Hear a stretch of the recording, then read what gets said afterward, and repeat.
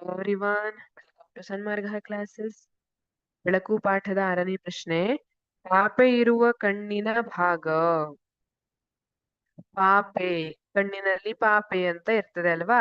ಆ ಪಾಪೆ ಇರುವಂತಹ ಕಣ್ಣಿನ ಭಾಗ ಯಾವುದು? ಪಾಪೆ ಏನ್ ಮಾಡ್ತದೆ? ಪಾಪೆ ಕಣ್ಣಿನೊಳಗೆ ಬರುವಂತಹ ಬೆಳಕಿನ ಪ್ರಮಾಣವನ್ನ ನಿಯಂತ್ರಿಸುತ್ತೆ ಅಲ್ವಾ?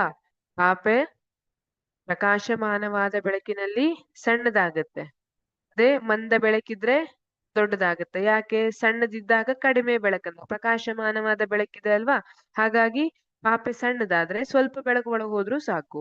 ಮಂದ ಬೆಳಕಿದ್ದಾಗ ಬೆಳಕು ಕಡಿಮೆ ಇರುತ್ತೆ, ಆ ಸಂದರ್ಭದಲ್ಲಿ ಪಾಪೆ ದೊಡ್ಡದಾಗತ್ತೆ. ಆಗ ಈಸಿಯಾಗಿ ಬಹಳಷ್ಟು ಬೆಳಕು ಒಳಗೆ ಹೋಗಿ ನಾವು ವಸ್ತುವನ್ನ ಗುರುತಿಸ್ಲಿಕ್ಕೆ ಸಹಾಯವಾಗುತ್ತೆ. Option A cornea. ಕಾರ್ನಿಯಾದಲ್ಲಿ ಪಾಪೆ ಇರ್ತದಾ? ಇಲ್ಲ, ಇದು ತಪ್ಪಾದ ಉತ್ತರ. ಕಾರ್ನಿಯಾ ಏನು? ನಮ್ಮ ಕಣ್ಣಿನಲ್ಲಿರುವಂತಹ ಪಾರದರ್ಶಕವಾದಂತಹ ಭಾಗ, ಮುಂಭಾಗ, ಇದನ್ನ ಕಾರ್ನಿಯಾ ಅಂತ ಕರಿತೀವಿ. ಮಸೂರ. ಮಸೂರ ಕೂಡ ತಪ್ಪಾದ ಉತ್ತರ. ಮಸೂರ ಏನ್ ಮಾಡ್ತದೆ?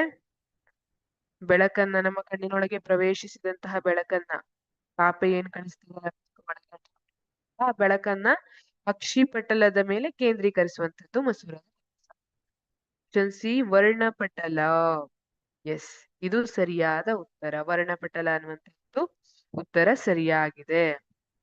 ಈ ವರ್ಣಪಟಲ, ಇದ್ರೊಳಗೆ ಪಾಪೆ ಇರ್ತದೆ. ವರ್ಣಪಟಲ ಅಂದ್ರೆ ಈಗ ಕೆಲವೊಬ್ಬರ ಕಣ್ಣಿನ ಬಣ್ಣ ಬೇರೆ ಬೇರೆ ಇರ್ತದಲ್ಲ, ಕಪ್ಪು, ಕೆಂಪು, ಹಸಿರು, ಬೂದು ಬಣ್ಣ, ಜೇನಿನ ಕಣ್ಣು ಇರ್ತದೆ. ಹಾಗಾಗಿ ಅದು ಯಾವ್ದ್ರ ಮೇಲೆ ಡಿಪೆಂಡ್ ಆಗಿರುತ್ತೆ ಅಂದ್ರೆ ಈ ವರ್ಣಪಟಲದಲ್ಲಿ ಒಂದು ವರ್ಣದ್ರವ್ಯ ಇರುತ್ತೆ, ಅದ್ರ ಮೇಲೆ ಡಿಪೆಂಡ್ ಆಗಿರುತ್ತೆ.